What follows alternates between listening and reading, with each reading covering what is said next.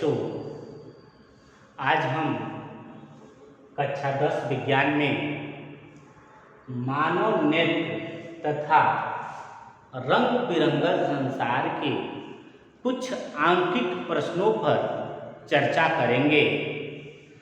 सबसे पहला जो प्रश्न है जिसको ध्यान से सुनेंगे, एक प्रिज्म का प्रिज्म कोण 60 अंश है। पीले रंग के प्रकाश के लिए अपवर्तनांक √2 है। अल्पतम विचलन की स्थिति में अल्पतम विचलन कोण, आपतन कोण, अपवर्तन कोण ज्ञात कीजिए। प्रश्न को एक बार और सुन लेंगे। एक प्रिज्म का प्रिज्म कोण 60 अंश है। पहला आज का जो प्रश्न है उसमें हल में हम लिखेंगे, सॉल्यूशन में लिखेंगे गिवन दैट या दिया है प्रिज्म कोण दिया है 60 अंश, यानी प्रिज्म कोण को आपको याद होगा हम ए से लिखते हैं और ए बराबर दे दिया है 60 अंश। एक प्रिज्म का प्रिज्म कोण 60 अंश है। पीले रंग के प्रकाश के लिए अपवर्तनांक √2 है। आपको मालूम होना चाहिए अपवर्तनांक को हम n से लिखते हैं और n बराबर दिया है √2। अल्पतम विचलन की स्थिति में ज्ञात कीजिए। अल्पतम विचलन कोण आपको याद होगा, अल्पतम विचलन कोण को हम डेल्टा m से व्यक्त करते हैं और ये हमको फाइंड आउट करना है, खोजना है इसका मान कितना होगा। आपतन कोण को आपको याद होगा, आपतन कोण को y से लिखते हैं, यानी i बराबर की हमको ज्ञात करना है, यानी ये हमको ज्ञात करना है, यह ज्ञात करना है। अपवर्तन कोण यानी r बराबर भी हमको क्या करना है, ज्ञात करना है।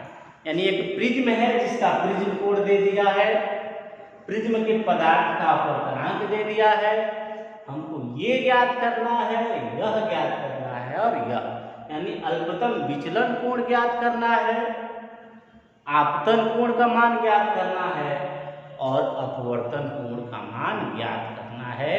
ये प्रश्न है।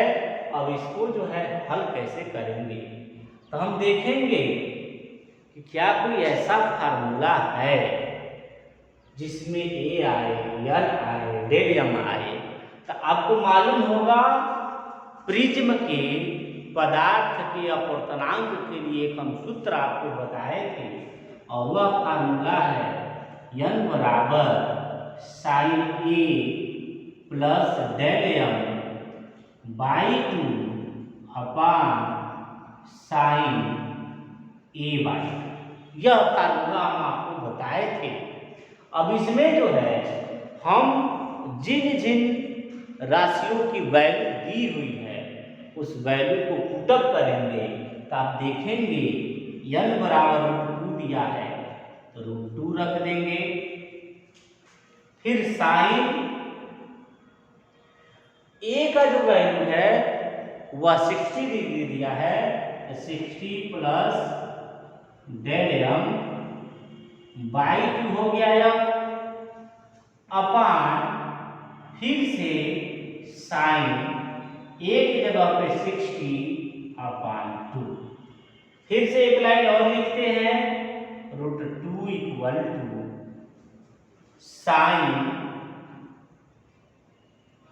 60 प्लस डेल m बाई 2 और ये हो जाएगा साइन 30। अब यहां से हम तिर्यक गुणा कराते हैं, ये हो जाएगा √2 into sine 30 equal to sine 60 plus del M by two, 60 plus del M by two. सबको पता होना चाहिए कि साइन 30 का वैल्यू कितना होता है। तो साइन 30 इक्वल टू होता है 1/2 equal to sine 60 plus del M by two. फिर से √2 से 2 को जब हम डिवाइड करेंगे तो आएगा 1/√2, यानी इससे यह √2 बार में कैंसिल होगा। 1/2 √2 और sine 60 plus del M by two. अब इसको ध्यान से जब आप देखेंगे तो 1/√2 जो है साइन 45 डिग्री का वैल्यू होता है।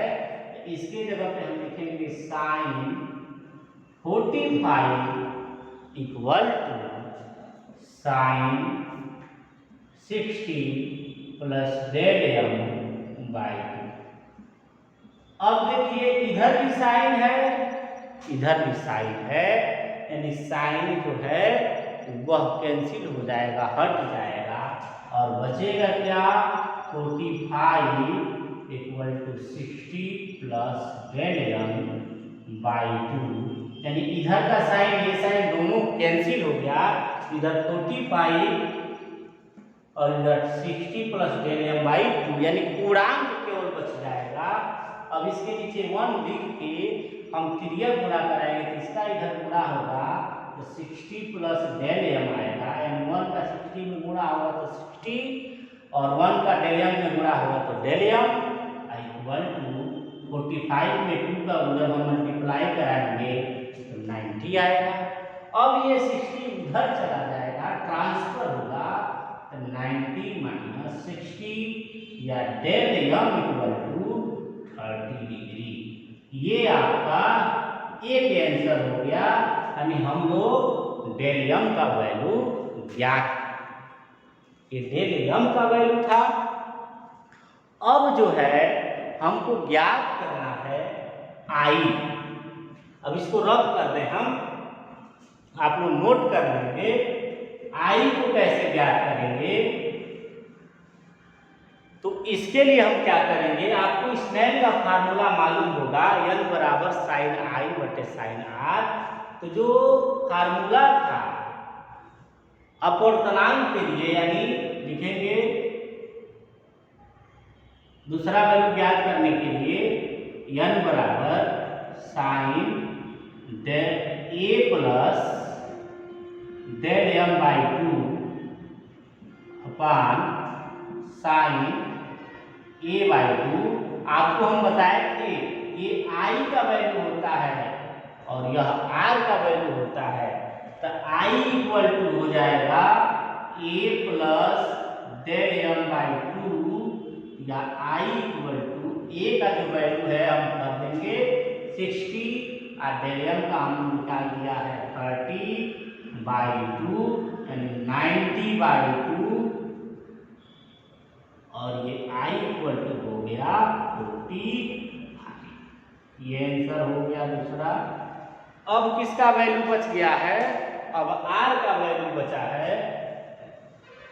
तो आर के लिए हम क्या करेंगे,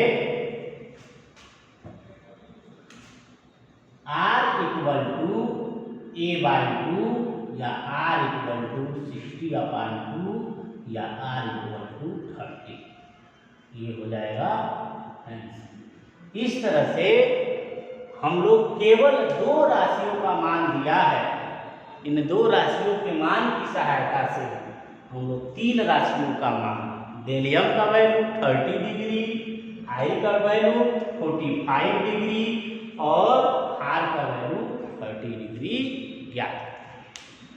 अब जो है अगला प्रश्न हम लोग देखेंगे।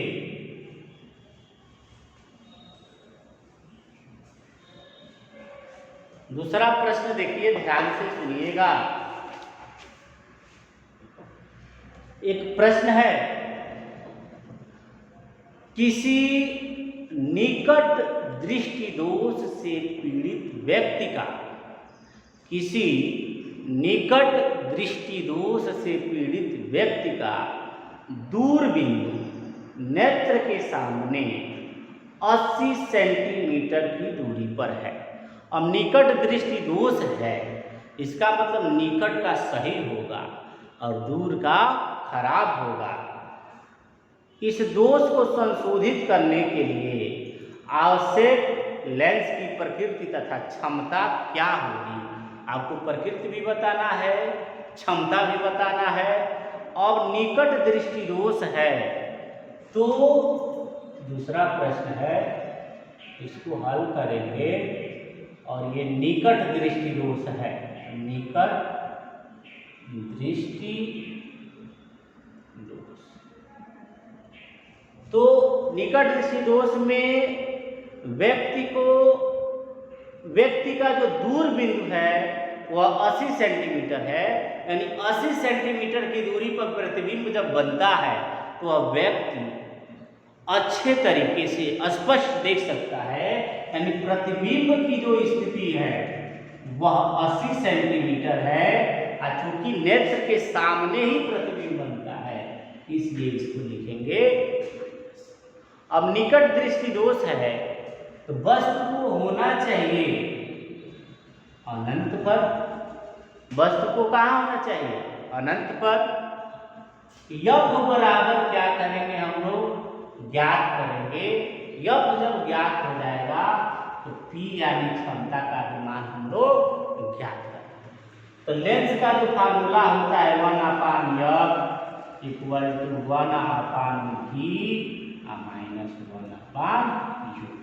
यही अगर दर्पण के लिए लिखना होता तो हम लिखते 1/F equal to 1/V plus 1/। अब इसको कैलकुलेशन जो इसका है अच्छे तरीके से करेंगे तो जिसका वैल्यू मालूम है उसको रखेंगे, F का वैल्यू नहीं मालूम है तो 1/F लिख देंगे। V का वैल्यू -80 है तो ये -80 हो गया और माइनस इनफाइनाइट या 1/F इक्वल टू, ये माइनस नीचे है तो ऊपर भी लिख सकते हैं -1/80 और इसका वैल्यू 0 हो जाएगा तो F इक्वल टू हो जाएगा -80 सेंटीमीटर। ये F आ गया। हमको P ज्ञात करना है तो आपको मालूम होगा P बराबर होता है 100/F। कब इसको लिखते हैं? जब फोकस दूरी सेंटीमीटर में हो तब। तो P इक्वल टू 100 और F के जगह पे -80, ये कैंसिल हो गया तो P इक्वल टू माइनस, जब इसको हम डिवाइड करेंगे 5/4 डायोप्टर आएगा, माइनस चिन्ह आ रहा है यानी जो लेंस होगा वह होगा अवतल लेंस। अवतल लेंस ये आपका, इस तरह से आप इसको सॉल्व करेंगे। अब जो है तीसरा प्रश्न हम लोग हल करेंगे जिसको आप लोग ध्यान से देखेंगे, प्रश्न को पहले सुनेंगे। एक प्रश्न है, एक मनुष्य चश्मा पहनकर 25 सेंटीमीटर की दूरी पर रखी पुस्तक को स्पष्ट पढ़ सकता है। चश्मे में प्रयुक्त लेंस की क्षमता -2 डायोप्टर है।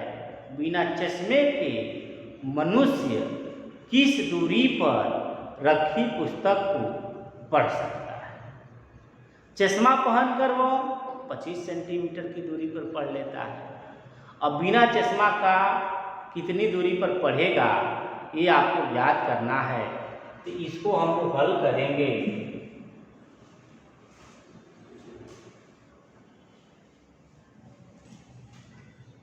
क्वेश्चन नंबर 3 आज के लिए यह दिया है। इसमें क्या दिया है, क्या दिया है? एक मनुष्य चश्मा पहनकर 25 सेंटीमीटर की दूरी पर रखी वस्तु, यानी वस्तु की स्थिति जो है 25 सेंटीमीटर है, यानी u बराबर -25 सेंटीमीटर। उसके चश्मे में जो लेंस लगा है उसकी क्षमता 2 डायोप्टर है, यानी P बराबर -2d है, 2 डायोप्टर है। यह हम क्या करेंगे, पहले ज्ञात कर लेंगे, उसके बाद से V का वैल्यू हमको क्या करना है, ज्ञात करना है।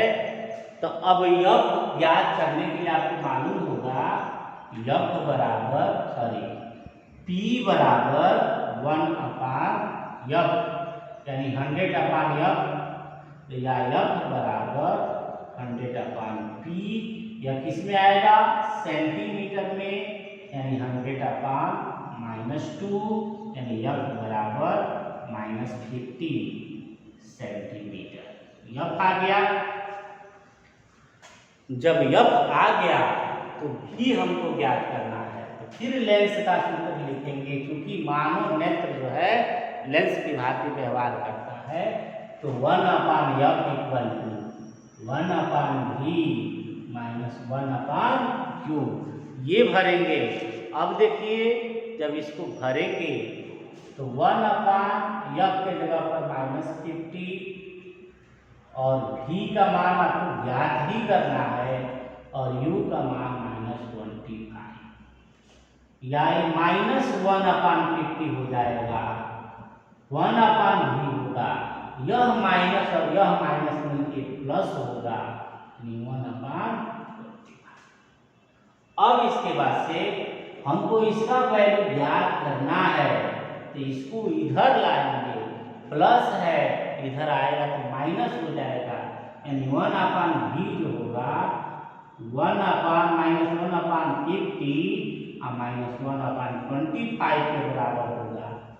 दोनों का एलसीएम 50 है, तो यहाँ पे -1 और यहाँ पे -2, यानी 1/V = -3/50, या 1/V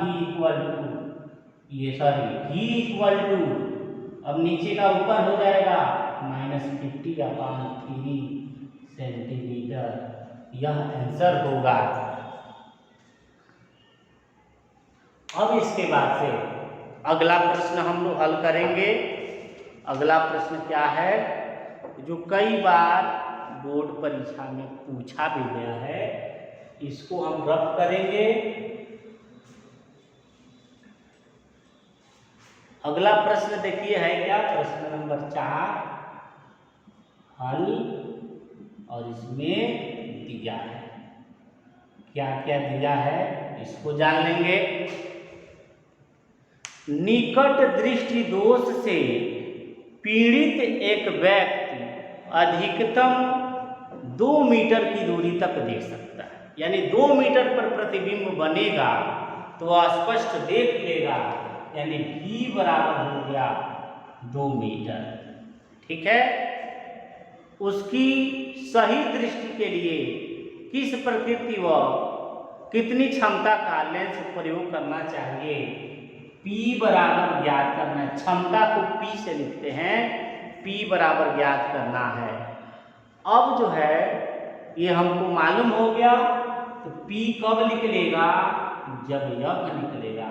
निकट दृष्टि दोष है, यानी निकट वाला सही है, दूर वाला गड़बड़ है। दूर के लिए वस्तु की स्थिति अनंत होनी चाहिए, ये अनंत हो गया। अब लेंस का जो फार्मूला होता है 1/F = 1/V - 1/U, 1/F = -1/2, या F = -2 मीटर। ये -2 मीटर आ गया। P हमको ज्ञात करना है, और आपको मालूम होगा कि P = 1/F होता है, कब, मीटर में, यानी F जब मीटर में रहेगा तब, तो P इक्वल टू 1/-2 या P इक्वल टू 0.5 माइनस ये D, ये आपका आंसर हो गया। माइनस आया है इसलिए कौन सा लेंस होगा? अवतल लेंस। ये था आपका आंसर। आज के लिए बस इतना ही। पाठ्य पुस्तक से आप लोग और भी प्रश्नों को हल करेंगे और जो नहीं समझ में आएगा उसको पूछ लेंगे। धन्यवाद।